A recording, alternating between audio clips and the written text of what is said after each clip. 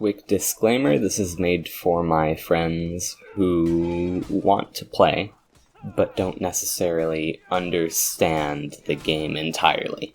So I'm going to try and not overcomplicate things, but I'm also going to try and not oversimplify things.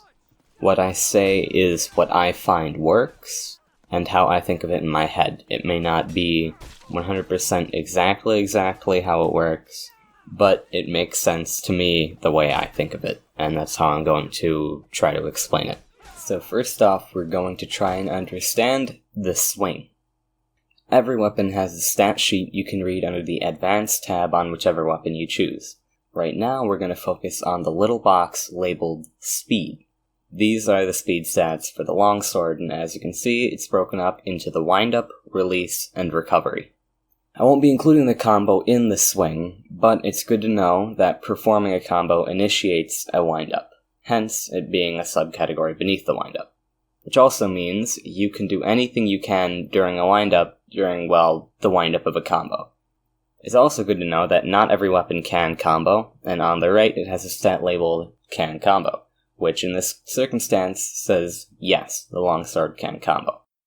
Going back to the numbers, the wind-up speed is the amount of time it takes for you to pull back the sword for the swing. During this time, you can feint, block, morph, or kick. Real quick, here is the swing of the longsword. And again, but I will break it down this time. This portion of time is the wind-up. Again, you can feint, block, morph, or kick. Feinting is obviously good for tricking your opponent to block early, but it can also be used to get you out of a tricky situation if you go to swing and, you don't have to. You need to avoid hitting your teammates or whatever else. Blocking during a wind-up is good for those moments when someone is swinging at you and you already started a swing, and as long as you're still in the wind-up, you can obviously block it. On top of that, you can also block during the wind-up if you miss a chamber.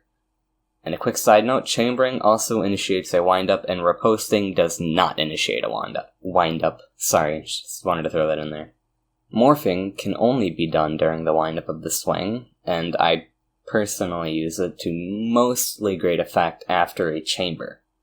Kicking during wind-up is extremely situational, and you can be as creative as you want in the use of it. This is the actual release of the swing, which at the moment the only thing I think you can perform during the release is a combo.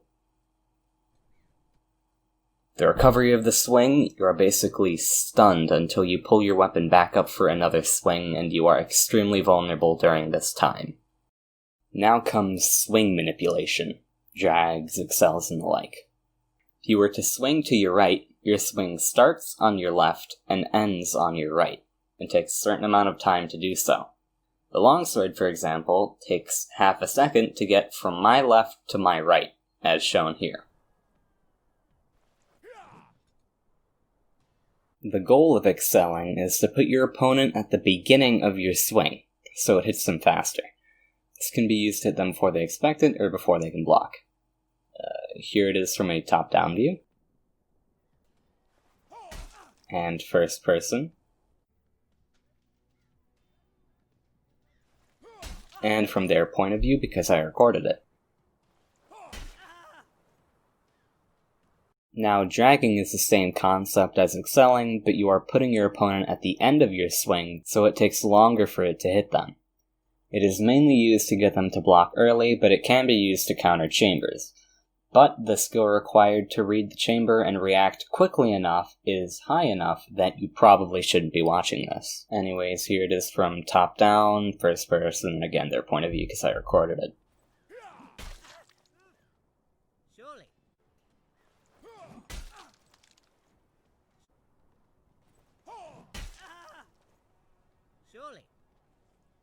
Well, I guess that's it for this part. Next one I make, I guess I'll be covering things that you can only really do in a fight, like riposting and chambering and such. So, yeah.